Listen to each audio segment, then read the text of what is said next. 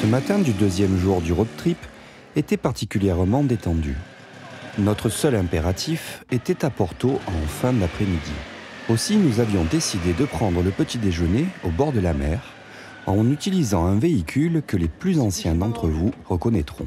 Certes, cette Méhari n'est pas une moto, mais elle procure quand même pas mal de sensations. Carrosserie en plastoc, pas de ceinture de sécurité, etc. Qu'est-ce que ça fait casse-gueule ce truc-là? Ouais, tu vas voir, regarde les amortisseurs. Ouh! Hey, arrête! Alors Alex, c'est aussi bien que la moto, non? Un peu moins, mais...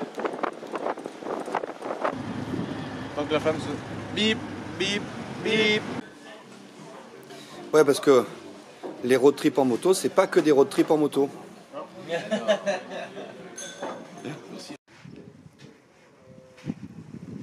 Le programme d'aujourd'hui, c'est qu'on va remonter sur Porto et puis on devrait faire du bateau en fin d'après-midi, aller visiter les calanques de Piana par la mer. Voilà, ça va être une journée cool, moins de moto pour aujourd'hui, mais plus de vacances et plus de détente. Tu as vu un peu comme ils sont bons?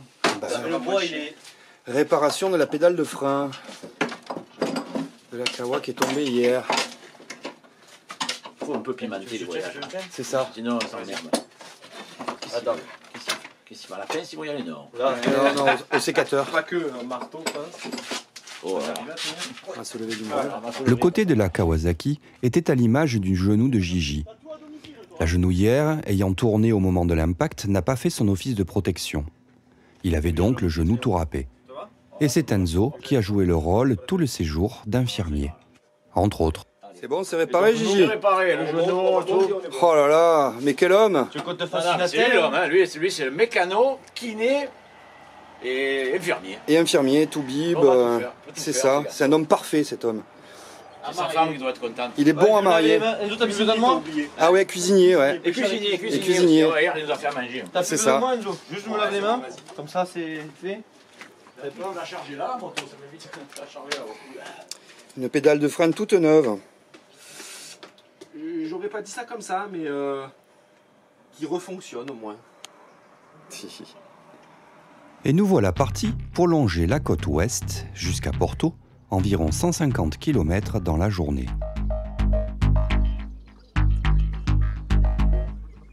Pneus froids, muscles froids, j'y allais tranquille.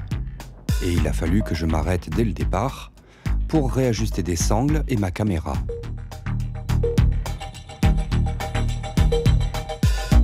Puis c'était reparti sur cette petite route assez étroite et pleine de virolos où j'étais pas super à l'aise, contrairement à ceux qui étaient dans le peloton de tête.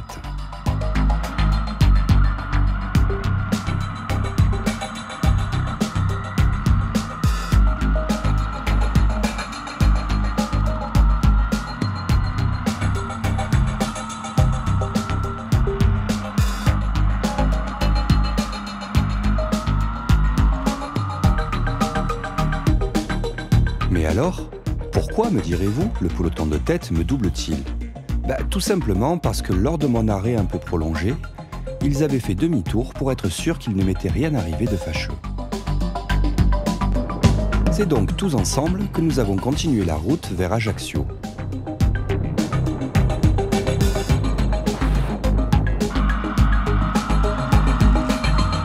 Vu que j'ouvrais la marche pour ce petit groupe, la cadence était moins soutenue que d'habitude. Aussi, les autres avaient dû s'arrêter pour nous attendre.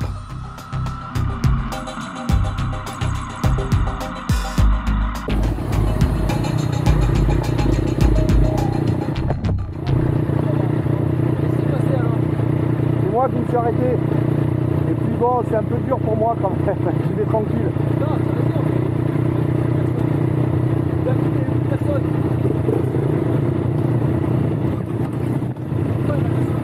Une fois tous regroupés, nous avons repris la route en direction du nord.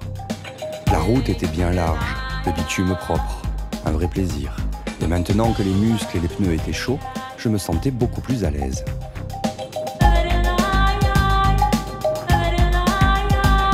Un petit passage rapide à Ajaccio, nous ne sommes même pas arrêtés. Et nous reprenons la route, toujours dans la même direction, cette fois-ci avec un but plus immédiat qui était celui de nous remplir le ventre. C'est donc tout naturellement que nous nous sommes arrêtés manger au bord de mer.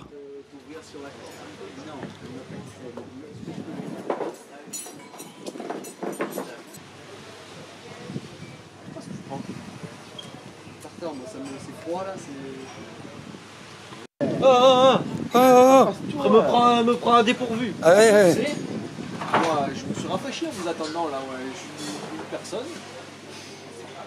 J'ai dit bon, je me mets derrière eux, je leur rouvre, ça va, je commence à rouler. Je me sentais pas là. 4 virages, plus personne. Au tout début, j'avais les pneus, je pense que c'était pas chaud, j'étais pas bien. L'arrière, il se barrait au tout début quand on est parti là. J'ai tartine la maison. Ouais. Ah bah finalement, j'étais pas le seul à ne pas être à l'aise au départ ce matin. Et cette fois, c'était parti pour le dernier tronçon en direction de Porto, en passant par Piana, bien sûr. Ce passage était de la grande nationale, certes avec des courbes mais particulièrement agréables. Et pour ceux qui aiment ces tronçons roulants, je vous le conseille chaudement. Pneus et muscles étant bien chauds, je n'ai pas eu de problème particulier pour suivre la cadence du groupe cet après-midi-là.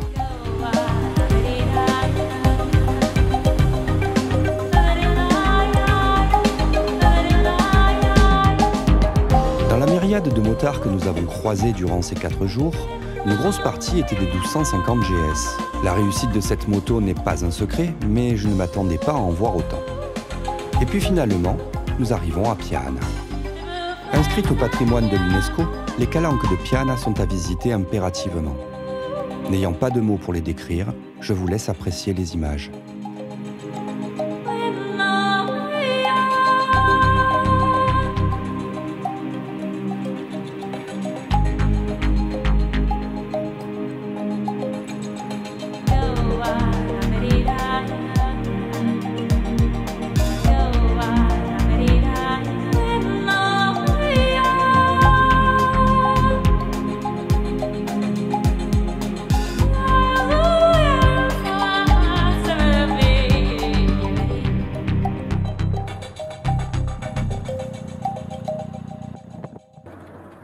Ils ont tous tracé.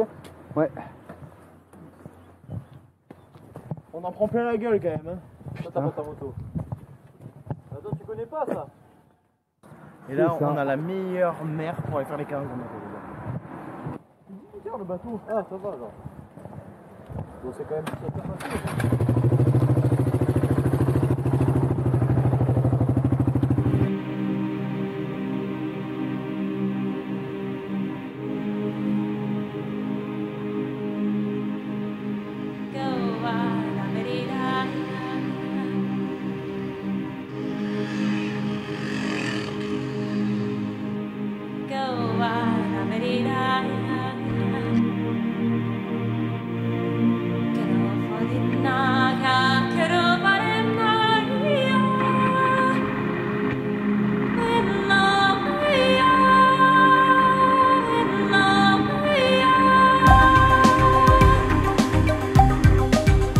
Et finalement, nous arrivons par le dessus de Porto.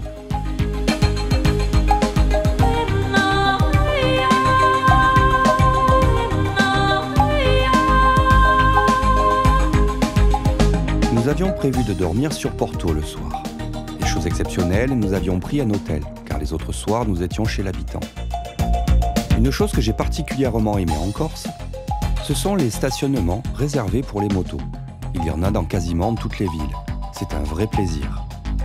Le temps de déposer les bagages à l'hôtel et nous étions fin prêts pour aller visiter les calanques de Piana en bateau. Mais ça, c'est pour le prochain épisode.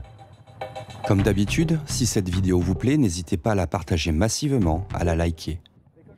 Allez, à bientôt!